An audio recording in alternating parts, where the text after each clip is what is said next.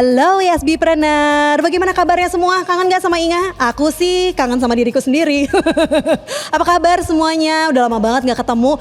Aku seneng banget karena banyak yang nanyain, banyak juga yang nungguin kapan nih ada episode terbaru dari podcast Curhat UMKM Kuliner. Dan akhirnya kita hadir, kita akan diskusi satu hal yang dekat sekali dengan keseharian kita. Apalagi kalau bukan ngomongin soal ngopi, bener gak teman-teman? Suka ngopi? Kalau suka ngopi jangan kemana-mana, kita melek langsung ya, melek mengenai layanan-layanan teranyar yang dapat membantu untuk Anda semua YSBpreneur supaya usahanya makin moncer lagi. Apalagi kalau ngomongin soal service, karena di mana-mana kalau kita datang ke coffee shop yang pasti terasa tuh kan kehangatannya, keakrabannya, keintimannya, experience-nya dari semua yang kita lihat, kita hirup gitu ya, dan kita rasakan. Dan itu semua akan kita bahas tuntas di episode terbaru dari podcast Curhat UMKM Kuliner. Dan sekarang Inga dan tim dari ISB ini lagi main-main ke Wijaya di Kopi Kalian. Keren banget, ini gedungnya old school gitu ya dalamnya, tapi tetap ada kesan 2022-nya, abad 21-nya tuh tetap dapat gitu. Pokoknya harus mampir ke sini dan sudah ditemani juga tentunya dengan co-founder dari Kopi Kalian. Gimana kalau kita sapa saja Iman Kusuma Putra. Halo. Suaranya kan deep gimana gitu, kan aku udah bilang, udah dijanjiin harus jadi yang paling cantik karena di sebelah Iman nih ada yang ganteng juga ya, Aga Muhammad Coffee Professional kita. Halo, Hai, ini lagi sibuk apa nih? Dari Aga dulu kali ya. Sibuk apa? Masih di area kopi ya, nggak jauh-jauh dari profesi kita sih sebenarnya. Sekarang tuh ya masih, karena kemarin habis ada renovasi sedikit di roastery, jadi lagi fokus untuk pengembangan selanjutnya. Kemudian lagi bantu beberapa setup coffee shop juga gitu ya. Terus ya terakhir kan lagi menggeluti industri zero proof ya, apa kayak semacam mocktails gitulah. Karena kayaknya sekarang tuh harus ada alternative drinks di coffee shop gitu. Karena nggak semua orang ngopi kan, kadang-kadang kan. Jadi harus dikasih option. Nah itu menjadi signature drinks. Jadi lagi ke arah situlah, ngulik-nguliknya nggak jauh dari beverage, nggak jauh dari coffee. Kebun, petani ya, udah itu aja. Jadi buat yang thirsty gitu ya, ada Aga Muhammad di sini. Beda, maknanya itu kan beda thirstnya ya. Kalau misalnya seorang Iman, kamu kan udah salah satu co-founder, berarti beberapa orang juga nih menjalankan Kopi Kalian. Setahu aku itu dari tahun 2016 ya. Betul. Dan bertahan hingga sekarang. Itu bukan hanya di satu cabang, buka beberapa cabang juga, termasuk yang gede banget di sini. Ceritain sedikit dong dari 2016 itu apa sih yang membuat kamu awal mulanya merasa bahwa wah kopi ini bidang gue nih.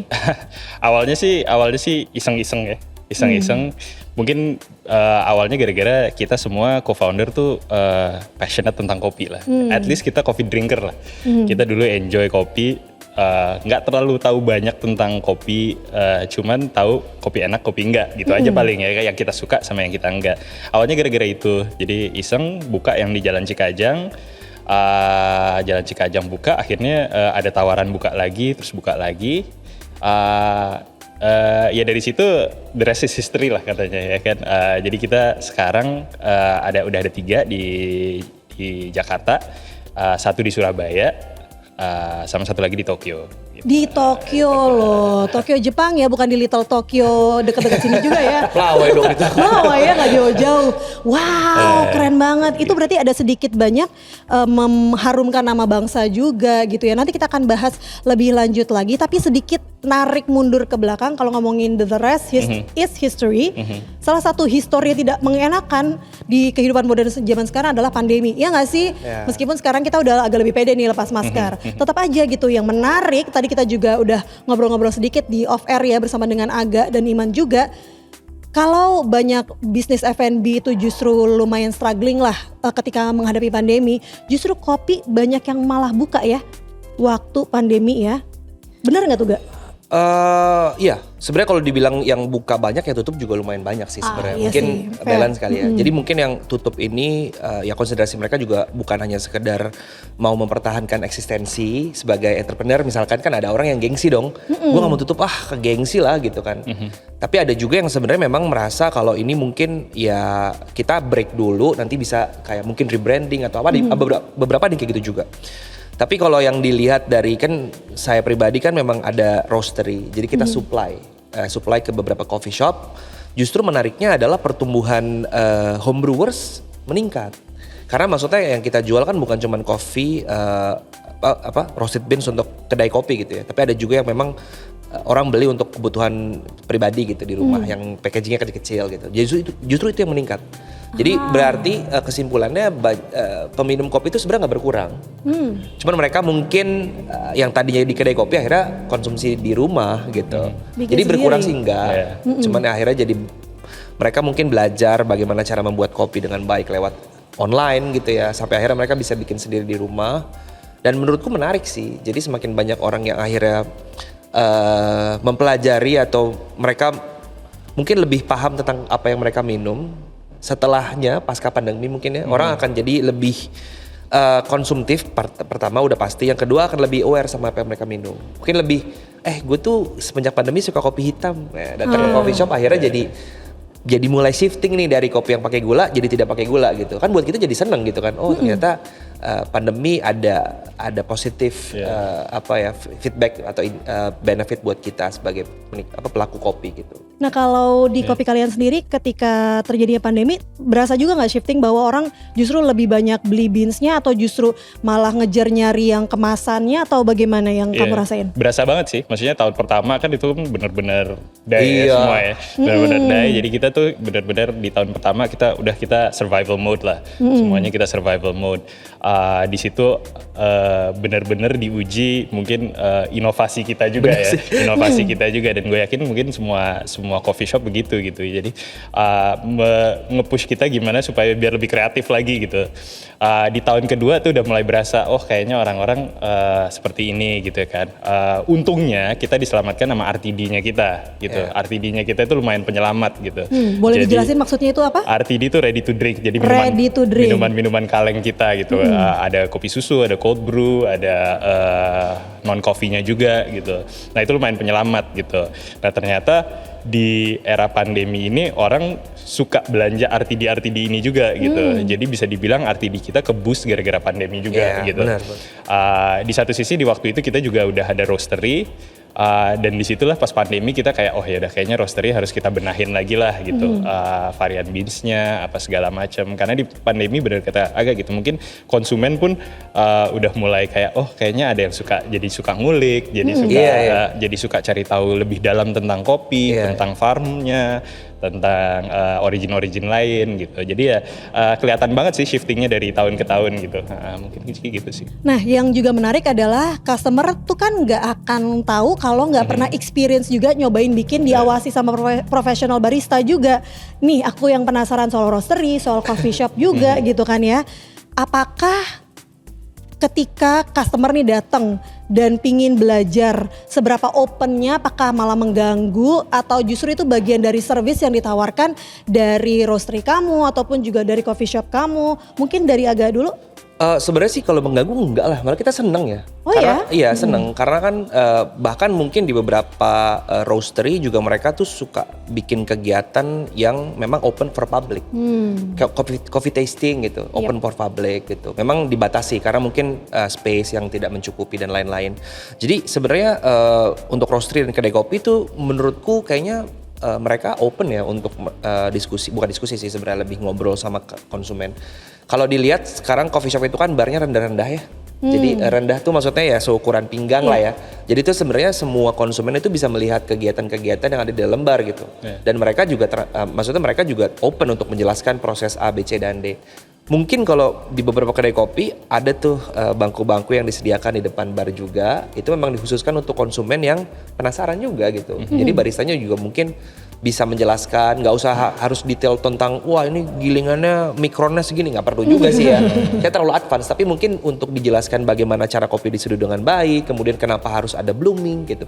Jadi kayak gitu-gitu kan hal-hal teknis yang menurutku mudah diserap sama konsumen, membuat konsumen ini menjadi merasa di-treat spesial. Padahal sebenarnya itu open for public gitu. Jadi semua orang bisa ke sana juga gitu. Cuman mungkin ada beberapa yang bukan tidak berani, mungkin segan atau merasa takut mengganggu kayaknya di barista. Padahal enggak, tanya-tanya aja sih sebenarnya. Iya. Kita sebenarnya open banget gitu. Oh, ini aku baru berasa, baru ngeh kalau misalnya itu justru nggak apa-apa ya. Nggak apa-apa. Tidak di-encourage memang, Iya. tapi kalaupun ada pertanyaan, penasaran, ya kenapa enggak gitu. Iya. Jadi nggak akan mengganggu. Buat kita justru dapat feedback juga kadang-kadang Iya. gitu. Jadi nggak cuma Benar. mereka nanya-nanya, kita yang ngasih informasi, Iya. justru lebih banyak kita dapat informasi dari mereka gitu. Oh, iya. Gitu ya. Jadi two way conversation lah gitu. Iya. Menurut kita sih ya kita sangat open. Tapi untuk yang ada di depan nih, di garda terdepannya nih barista-baristanya gitu ya, apakah ada SOP tertentu yang harus mereka jalankan supaya setidaknya membuat experience-nya menyenangkan bagi customer-nya juga yang pingin tahu ini gitu. Kalau dari kamu pengalamannya gimana? Kalau dari kita pasti ya, kalau SOP pasti harus ada ya. Kita ada sequence of service lah. Jadi Oke. sequence of service itu jadi dari awal dia masuk, turun dari mobil, sampai ke masuk pintu, ke kasir, duduk, itu ada sequence-nya gitu. Nah itu tuh harus dijalanin sama tim kita gitu. Ya itu sih yang penting sebenarnya. Kalau misalnya kita itu semua dijalankan dengan baik, sequence of service-nya harusnya experience mereka sesuai dengan apa yang kita harapkan lah gitu. Walaupun kadang-kadang ya ada aja yang go wrong ya. Cuman setidaknya ada standar lah buat kita gitu untuk customer yang datang. Dan itu sama tuh dari Jakarta, Surabaya ya? Iya. Dan juga yang di Tokyo tuh SOP-nya semua sama, sequence of service-nya sama? Jakarta dan Surabaya sama, cuman kalau di Tokyo sedikit berbeda. Sedikit berbeda. Karena orang nggak turun dari mobil di sana. Tapi konsumen behavior juga beda kali ya. Konsumen behaviornya juga Benar, beda. konsumen kan? behaviornya juga beda gitu. Mungkin Penasaran kalau di sini baru masuk pintu diteriakin gitu nggak apa-apa gitu. Cuman kalau di sana kan kayak Iya. Ada gitu yang teriakin, kayaknya enggak deh seumur-umur ke kopi kalian. Nah kalau misalnya SOP sendiri pengalaman Aga gitu ya, karena kan yang kamu manage juga coffee shop juga ada beberapa Iya. gitu. Apakah harus seragam ataukah bagaimana untuk mungkin kayak bukan ngajarin ya, lebih ke apa sih, ngasih tahu bahwa ya kalau waiter kayak gini ya experience-nya, point of view-nya customer maunya nyari apa segala macam Iya. tuh seperti apa? Sebenarnya mungkin di beberapa pengalamanku ya bekerja sebagai barista gitu ya, kita memang waktu itu kan coffee shop itu kan sebenarnya sifatnya tidak seperti fine dining ya. Kebanyakan coffee shop gitu yang formatnya kedai kopi, coffee shop yang memang barista ini harus bisa semua. Harus bisa serving lah, harus bisa ngasir, harus bisa clean up table dan lain-lain. Jadi kalau bicara soal SOP udah pasti ada, karena memang sebenarnya sebagian pekerjaan waiters itu harus dimengerti oleh si barista itu sendiri. Apalagi yang paling penting sebenarnya greetings ya. Tadi mungkin Iman udah ngejelasin di depan gitu. Pas dari turun mobil tuh udah disambut tuh kan orang tuh kalau dilayani dari mulai mereka masuk ke pintu tuh merasanya kan seperti special guest gitu. Treatmentnya berbeda gitu. Tapi kalau di coffee shop yang formatnya mungkin lebih kecil gitu ya, mereka justru pas menariknya adalah saya waktu berapa kali 2014-2015 gitu ya kerja dengan format coffee shop yang cuman lurus di ruko gitu ya, barnya panjang gitu ya. Jadi buka pintu tuh langsung yang harus kita jalankan adalah greetings gitu. Greetingsnya tuh juga harus kayak bukan yang hai kan lemes. Itu Kalau harus lagi puasa nggak boleh gitu juga? Nggak boleh juga, nggak boleh terlihat, nggak boleh terlihat puasa ya, nggak boleh terlihat lemes gitu. Jadi menurutku greetings itu penting, apalagi kita bisa manggil namanya dia gitu. Itu udah spesial banget, karena apa? Kalau di kedai kopi yang formatnya mungkin lebih kecil gitu ya, itu kan kayaknya konsumen reguler lebih banyak, karena mereka datang ke sana tuh mungkin regularly gitu. Bisa ada yang coffee shopnya mungkin di bawah apartemen, jadi mereka datang ke bawah tuh, halo Pak ini, halo Mas ini, halo Kak ini gitu. Jadi dengan disebut nama aja, sesimpel itu yang mereka tuh ngerasa kayak wah ini nice nih gitu. Pelayanannya mungkin formatnya nggak perlu SOP yang harus strict dengan sistem fine dining gitu ya. Karena orang pasti tahu ya dia pergi kemana. Ya. Kalau pergi di fine dining mungkin di treatment seperti di coffee shop ya mungkin berbeda gitu. Tapi kalau di coffee shop kayaknya kan lebih sedikit casual ya. Casual tuh justru enak gitu karena kita menganggap konsumen ini bukan raja lagi tapi teman. Anggaplah teman datang ke rumah bertamu ya pasti ada sopan santun. Kita juga pasti punya house rules. Nah jadi seperti itu aja sih skemanya yang mungkin membuat konsumen coffee shop ini merasa lebih nyaman kalau mereka juga nggak perlu harus dressing seperti mereka mau dinner gitu ya. Jadi pakai sendal, pakai celana pendek santai asalkan kita men-treat orang itu sama dengan orang yang dressing ya menurutku fine-fine aja gitu. Itu dia mengapa pas banget tema kita hari ini memang bangun kenyamanan dengan well service. Tadi dibilang bahwa makanya kalau misalnya disapa dengan nama tuh enak banget. Jadi udah nggak zaman kita naruh nama Cinta ya, tolong. Yang mesen kopi nggak usah ganti-ganti nama jadi Cinta atas nama Cinta. Ketawa-ketawa gitu. No nggak usah. Biar dikenal juga sama tim yang ada di gerai kopi kesayangan kamu. Kalau perlu Instagramnya juga nggak apa-apa. Kalau perlu nomor iya dong. Kirain pakai Tapi itu udah makin banyak ya. Itu kebutuhan kita yang di belakang bar lebih tepatnya. Justru ya, biar gak ribet aja hidupnya, langsungin aja ya. Tapi ngomong soal SOP juga gitu ya, man, aku agak penasaran nih. Karena kan pasti ada aja nih pelajaran yang kemarin-kemarin gitu. Ada beberapa kesalahan yang kok kayaknya banyak ngerasain hal yang sama nih dan bisa jadi pembelajaran buat ESG-planner juga. Kira-kira dalam menjalankan SOP supaya kayak tidak terjebak di lembah yang sama gitu ya. Ada gak yang mau di-share nih, Man? Kalau SOP sih kita selalu ngelihatnya dari dulu tuh something yang harus evolusi terus. Jadi kunci dari SOP adalah awalnya pasti trial and error ya. Jadi kita harus selalu trial error sampai kita ada satu standar dan standarnya pun ini nggak akan pakem seterusnya gitu.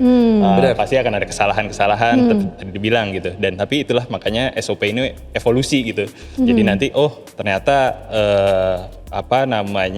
untuk komunikasi ke orang-orang harus seperti ini, jadi itu kita rubah di SOP-nya. Oh ternyata kalau lagi rame banget gitu, SOP ini harus sedikit adaptif gitu, harus berubah sedikit gitu. Dan itu tuh terus kita lakukan gitu. Itu nggak bisa kita kita udah punya SOP, ya udahlah ini kita jalanin terus gitu. Justru harus kita evaluate secara rutin gitu.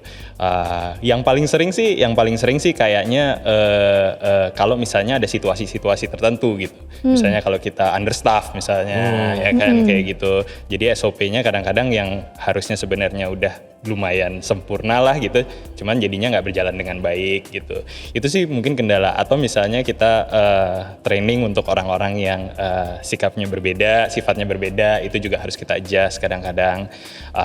Tapi untuk SOP-nya sendiri at least ada guidelines buat kitanya lah. Cuman kalau kesalahan sih udah pastilah kadang-kadang ada yang terjadi gitu.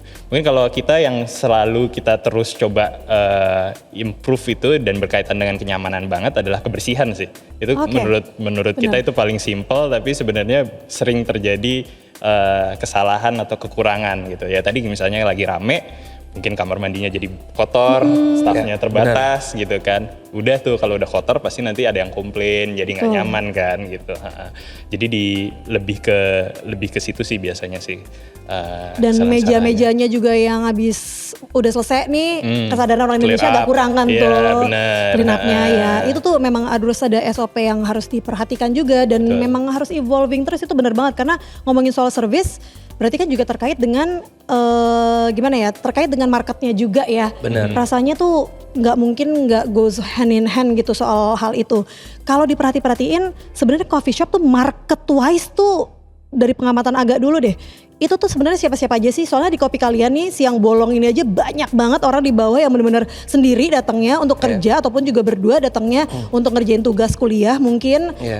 Jadi tuh apakah coffee shop itu sebenarnya untuk anak-anak muda aja atau justru bagaimana, apakah buat ibu warisan mungkin atau kayak gimana sih marketnya? Kalau dilihat dari market Indonesia sendiri ya kayaknya bisa siapa aja sih sebenarnya, karena ada beberapa coffee shop yang juga sebenarnya family bisa membuat keluarga juga gitu. Tapi kalau saya pribadi melihatnya coffee shop itu memang lebih ke neighborhood ya, tetangga ya, maksudnya karena kedai kopi ini kan memang sebenarnya harus dekat dengan marketnya mereka. Kita tuh ya kalau contoh di sini sekarang Jakarta Selatan tadi udah sempat kita bahas ya, nggak mungkin dong orang Serpong kesini setiap hari. Tapi mereka mungkin kesini seminggu sekali, iya. Tapi yang harus diperhatikan adalah bagaimana caranya kita bisa nge-grab market sedekat mungkin dari tempat kita coffee shop tersebut gitu ya. Makanya kenapa kedai kopi itu sangat ramah dengan konsep neighborhood, apalagi kalau kita lihat di luar gitu ya. Building satunya ada coffee shop, di sana ada coffee shop juga, dan semua tuh pasti ada marketnya masing-masing gitu. Jadi kalau kita lihat dari konteks market share-nya atau yang lebih sering datang ke coffee shop ya pasti anak muda. Karena selain mereka banyak melihat coffee shop sebagai fungsi untuk bisa nongkrong, bisa bekerja, bisa sekedar cuman pengen nyobain kopi baru dari coffee shop tersebut atau menu baru, ya itu banyak banget gitu ya. Kalau family mungkin lebih ke weekend. Rata-rata itu biasanya di tempatku kan kebetulan di Bandung juga memang ada space yang memang kita sediakan untuk family. Jadi secara sitting area itu mungkin lebih proper, ada sofa, kemudian mejanya juga lebih proper untuk dining, untuk makan. Ada juga memang sebagian tempat yang di sudut sebelah kiri misalkan itu memang untuk bekerja. Jadi colokannya banyak gitu. Jadi function room itu juga penting untuk bisa kita identify market yang mau kita grab gitu. Dan ya kayak gitu-gitulah. Jadi bahkan kita bisa menyediakan kursi untuk bayi juga. Kadang-kadang itu juga penting karena mereka family kadang-kadang nggak cuma sendiri kan. Maksudnya sendiri soalnya satu keluarga, tapi kadang-kadang wah kalau lagi kumpul, apalagi lebaran tuh sering banget tuh ya family. Itu market yang paling menarik tuh kalau setelah lebaran tuh kadang-kadang mereka justru sekarang kongkonya di coffee shop loh. Udah 3 tahun terakhir. Iya bener, aku perhatiin juga kayak gitu ya, apakah karena suasana hangat dan nyaman yang dicari ataupun apa tuh masih menjadi misteri buat aku ya. Karena mungkin kalau di rumah pressure kali ya. Apalagi kalau kayak kita yang masih muda, ayo kapan nih ya gitu. Iya kan kalau di coffee shop lebih casual. Apalagi bau gule gitu kan ya, agak bosan gitu. Kayak bau kopi sekali-kali enak kali ya. Tapi mungkin ada yang mau ditambahin Man dari yang tadi dibilang Aga? Kurang lebih sih, maksudnya gue setuju sama Aga. Kita tuh harus dari awal kopi kalian tuh sebenarnya kita pengen jadi tempat yang bisa buat semuanya. Mau lo pakai sendal jepit, mau lo pakai sepatu pantofel atau apa gitu, lo harus bisa masuk ke kopi kalian dan merasa kayak ya ini kayak rumah sendiri gitu kan. Tadi neighborhood coffee shop benar banget. Kita dulu pas mulai di Cikajang, mungkin setengahnya itu kita kenal nama gitu, 50% kenal nama gitu. Dan kalau bicara tadi kita harus adaptif, setuju juga gitu. Maksudnya makanya kita bikin kalau di cafe tuh, kalau kita bikin coffee shopnya, alhamdulillah ini rada besar. Jadi kita bikin rada zonasi-zonasi gitu. Gitu. Kalau di sini yang mejanya tinggi buat makan, ada area smoking yang orang bisa smoking. Karena marketnya itu nanti akan adjust sendiri gitu. Kayak orang sekarang kalau siang, kenapa mereka nyaman buka laptop ya karena memang tempatnya nyaman. Tapi nanti kalau udah sore, udah banyak anak-anak nongkrong, pasti kan yang kerja, wah udah dulu gitu, berubah nanti jadi berubah sendiri lah gitu. Yang pagi bawa sepeda gitu ya. Pagi bawa sepeda olahraga, bener banget. Gitu. Iya, numpang nyuci sepeda gitu di sini. Tapi emang bener, ternyata Masa emang ada gitu. nyuci sepeda? Gak lah nih, bener ada. Oh beda, emang kopi kalian emang paling beda. Tempat kita dulu pas pandemi kan ada bengkel tuh. Orang naruh sepeda buat dicuci di situ. Tapi gimana mau melakukan pelayanan yang terbaik gitu ya, sesuai dengan zonasi masing-masing gitu. Apakah yang mau level 1, level 2 udah kayak PPKM ya, tetap belum move on. Bagaimana bisa melakukan itu semua kalau kekurangan staff gitu, kekurangan karyawan, kekurangan tim. Berarti kan harus ngakalin sebaik-baiknya supaya semuanya rata, meskipun kurang gitu. Balik lagi ngomongin sequence of service-nya atau SOP-nya gitu ya, ujung-ujungnya akan kesana lagi. Jadi yang kira-kira kamu lakukan gitu untuk mengakali kekurangan pegawainya supaya bisa tetap well service gitu, kira-kira ngapain aja tuh? Kalau kopi kalian sih yang kita coba selalu lakukan, tadi mungkin agak udah sempat mention dikit, bikin all around. Orang bisa all around lah. Karena menurut kita itu penting, kayak di sini tuh nggak ada istilah barista. Maksudnya barista itu harus bisa ngasir, harus bisa nge-serving, harus bisa semuanya lah gitu. Dan itu sangat membantu gitu ketika kita short staff gitu, bisa saling cover lah gitu. Itu sih yang paling utama. Yang kedua mungkin bikin SOP-nya tuh lebih fleksibel aja gitu, lebih fleksibel. Artinya tetap ada standar, tapi tetap bisa, ini bisa di tweak dikit gitu kalau misalnya case-nya seperti ini gitu. Itu sih sebenarnya strateginya buat ngatasin kekurangan orang terutama lah ya. Apalagi kalau udah teredukasi semuanya melalui kecanggihan teknologi, ya nggak sih? Iya. Bener sih. Kalau udah bisa jabatan semuanya, posisi semuanya, ngasir pun semuanya, ya udahlah, biar bisa fokus sama servisnya, nggak usah pusing-pusing perkara hitung-hitungannya, ya nggak sih? Apalagi sebagai owner, reportnya tetap harus sama, mau siapapun yang dibalik mesin kasir itu. Pengalaman agak sendiri dengan pemanfaatan teknologi gitu ya, untuk memudahkan SOP-nya ngasih servis gimana tuh? Ini menarik sih, sebenarnya ini terjadi pasca pandemi juga ya, belum lama juga ya. Kebetulan memang ada klien di daerah Jakarta Timur gitu ya, yang dimana ruangnya itu sebenarnya 80% outdoor. Nah kalau 80% outdoor ini kan sebenarnya kadang-kadang dan besar gitu ya. Jadi konsepnya sebenarnya ya kita nggak ada table service gitu ya. Jadi semua order di kasir.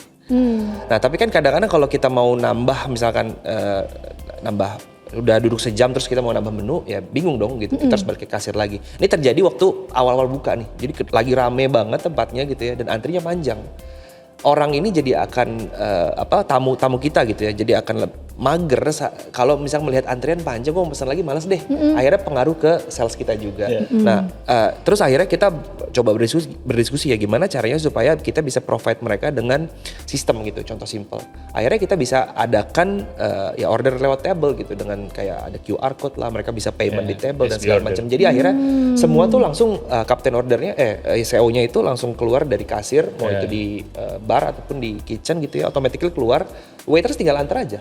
Gitu. Jadi kan lebih simpel. Itu terjadi beneran terjadi mungkin beberapa bulan terakhir gitu ya. Karena itu memudahkan kita, akhirnya konsumen ini ya kita encourage untuk ya nggak apa-apa, nggak perlu harus antri lagi kok. Lo bisa stay di table, lo bisa scan aja QR code, lo bisa pilih menu kita banyak banget gitu. Tinggal paymentnya udah pakai online gitu, bisa pakai virtual, bisa pakai QR dan lain-lain. Dan mereka udah masuk orderannya, diterima sama kasir tinggal nganter. Waiters tinggal nganter, staff tinggal bikin. Aku kayaknya tahu tuh. Kayaknya tuh lagi ngomongin ESB Postlight ya. Karena memang kopi kalian juga menggunakan ESB Postlight. Kita kebantu banget actually. Karena kalau kita nih terutama pusingnya adalah kita ada lantai 2. Jadi dulu itu pas kita mau buka ini kita bingung, kita apa harus ada kasir di atas ya gitu kan. Aduh PR banget, nambah orang, nambah ini ya kan. Nah makanya dengan adanya sistem tadi orang bisa dari table. Jadi selain ngebantu orang pesen juga buat repeat order tuh orang jadi nggak males gitu. Benar. Nah kalau lantai 2 kan orang mau pesen lagi, aduh gue harus ke bawah, udah males gitu kan. Cuman kalau bisa dari meja, mereka sangat kebantu. Jadi kita pun sangat kebantu gitu. Sales juga bisa kita naikin dari pakai sistem itu.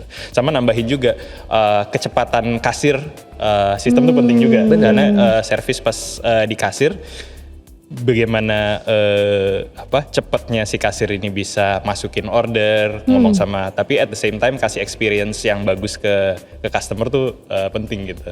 Nah kalau mereka udah kepusingan, mereka nggak ada waktu untuk interaksi sama customer gitu. Oke, tapi kan ada aja kalau ngomongin teknologi ada aja kendala kadang-kadang ya. Gimana kita mau bisa support gitu ya tim yang akan running untuk sistemnya sendiri kalau ya apa-apa serba bayar gitu. Pengalamannya sama ESB Postlight gimana nih? Itu ESB tuh kita mungkin udah ada beberapa pos ya sebelum ESB dulu ya. Nah yang mencolok atau yang kita rasa beda banget dari ESB adalah client service-nya ya, customer service-nya gitu. Jadi kalau ada kendala atau ada troubleshooting gitu, itu tuh cepet banget gitu. Itu cepet banget dan ya nggak di-charge, bener. Free of charge gitu. Karena kan kadang-kadang aduh ada masalah terus harus bayar lagi kan, pusing juga sebagai business owner gitu. Tapi so far gue pengalaman kita sih bagus banget gitu. Kalau Aga mungkin ada yang mau ditambahin? Sama sih, sebenarnya kita mungkin apalagi business owner gitu ya, pasti semua yang kita consider itu adalah after sales. Ya kan, kalau kita beli barang mungkin let's say di awal yang kita pikirin bukan cuma ini barang bagus atau enggak gitu, tapi gimana caranya supaya kita bisa terus komunikasi dengan baik dengan si suppliernya gitu, ataupun dengan vendor gitu. After sales itu penting. Sebenarnya menariknya adalah cerita tadi sebelum kita menggunakan si Light itu ya, yang sistem order di table itu kan memang kita diskusi terus kan dengan tim ESB gitu ya, gimana ya caranya supaya memudahkan. Akhirnya mereka kasih kita referensi untuk menggunakan fitur ini gitu, dan itu terbantu banget dan trainingnya juga nggak ribet ya waktu itu ya. Aku kebetulan ikut training gitu ya, tapi nggak terlalu jump in ke operasional ya gitu. Dengan kapasitas timku yang memang jumlahnya nggak banyak gitu ya, mungkin mereka dengan sangat mudah mengerti gitu ya sistem yang memang diberikan oleh CSB itu, fitur yang baru itu ya. Apalagi buat kita lebih enak gitu. Jadi kita ngasih tahu ke konsumen adalah kalau nanti mau nambah menu kakak tinggal scan aja, lebih memudahkan gitu, dan semua table juga udah tersedia kan sebenarnya QR code yang udah kita sediakan. Jadi menurutku after sales nomor 1. Iya, setuju banget. Apalagi juga terutama teknologi gitu. Setahu aku ada loyalty program juga ya dari ESB ya, ngebantu kita untuk ngasih layanan lebih lah kepada pengguna-pengguna, konsumen-konsumen kita ya kan. Dimana untuk loyalty programnya ini bisa mudah-mudahan bisa bantu makin sering berbelanja di restoran kita, di coffee shop kita ya kan. Itu penting banget tuh. Itu penting banget karena balik lagi ujung-ujungnya neighborhood harus intim, nyaman, semuanya supaya sering datang meskipun gak tiap hari, tapi at least minggu sekali ketemu muka yang sama, nama yang sama, itu kan udah sangat ngebantu Bener. bisnis kita gitu ya. Betul, Balik betul. lagi ujung-ujungnya harus menekankan lagi untuk well service-nya, harus merasa nyaman gitu ya, kayak main ke tempat tetangga, meskipun kopinya bukan kopi tetangga ya. Beda gitu ya. Ngomong-ngomong soal itu, kita pingin ngobrol nanti off air aja lah soal harga-harga kok suka beda-beda banget gitu ya. Karena memang kalau ngomongin soal coffee shop, F&B in general juga gitu ya, persaingan makin ketat, makin banyak orang yang mungkin sempat nahan-nahanin dananya gitu ya, akhirnya baru dikeluarin justru setelah pandemi. Iya. Makin banyak tempat baru, makin banyak orang yang bisa hang out di berbagai tempat gitu ya, supaya kita bisa menjangkau nih para konsumen-konsumen baru mungkin ya, ataupun juga mengajak untuk coba deh setidaknya secara digital tuh langkah-langkah yang lo berdua lakukan tuh masing-masing tuh seperti apa sih? Karena ini era sekarang gitu ya, digital udah beda banget gitu mainannya ya kan. Kalau dari Iman gimana? Pasti ya, kompetisi ini makin intens lah ya di dunia perkopian gitu. Dan sekarang itu malah yang tempat mungkin bukan coffee shop, tapi udah ada kopi yang enak gitu. Itu jadi kompetitor juga buat kita gitu. Terkait digital, itu juga satu area yang kita terus coba push ya. Maksudnya dengan salah satunya sebenarnya yang tadi udah sempat kita bahas off air sih sebenarnya, kolaborasi gitu. Secara tidak langsung kan ini meninggalkan digital footprint lah, dan exposure ke apa namanya, ke orang yang lebih luas lah, ke market yang lebih luas gitu. Nah mungkin itu salah satu alasan kenapa sih kopi kalian banyak banget collab. Ya sebenarnya yang utamanya itu gitu. Biar digital tapi lebih organik juga gitu.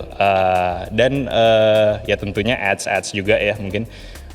Itu sih kalau yang dari kita yang kita terus kerjain. Kalau ini kan emang influencer juga, tapi profesional itu dia. kita. Beda. Kalau ini digital tinggal footprintnya.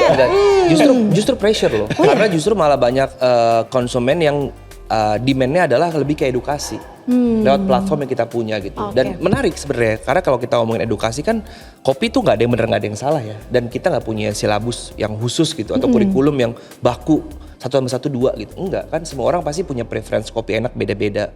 Dan jadinya akhirnya kita menggunakan platform itu bukan hanya sekedar edukasi gitu, tapi gimana caranya mereka bisa mencoba untuk explore dari apa yang kita kasih.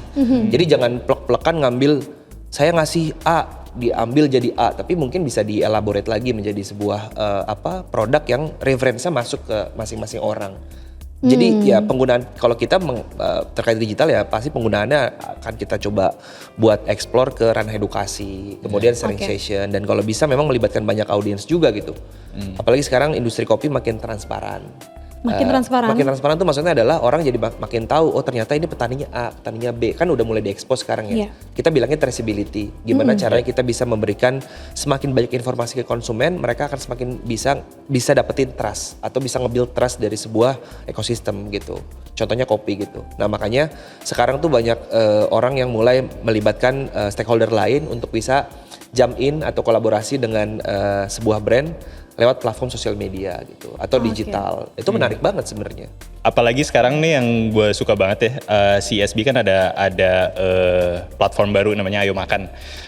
Menurut gue ini useful banget buat merchant, karena di situ tuh kita bisa reservasi, bisa review tentang merchantnya, terus bisa ada loyalty program juga. Nah ini loyalty program nih yang benar-benar penting lah buat kita supaya dapat repeat customer gitu. So sangat kebantu, nggak kayak directory lain. Menurut gue ini lebih full package lah buat merchant keren. gitu. Interesting. Gitu gak? Oke. Perlu dicoba. Cobain lah. Mau. Iya. Udah ada sih sebenarnya. Kan gue kebetulan kan juga pakai ESB juga kan, POSB juga. Mungkin nanti gue akan masukin ke sana kali ya. Iya dong. Harus Itu nanti. automatically pasti ya?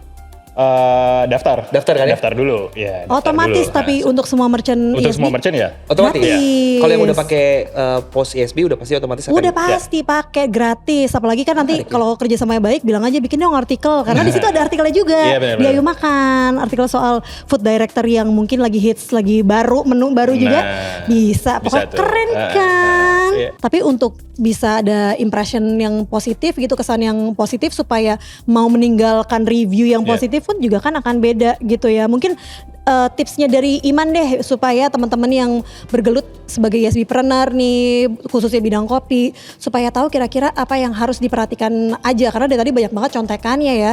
Kira-kira ada yang mau ditambahin nggak nih, Man?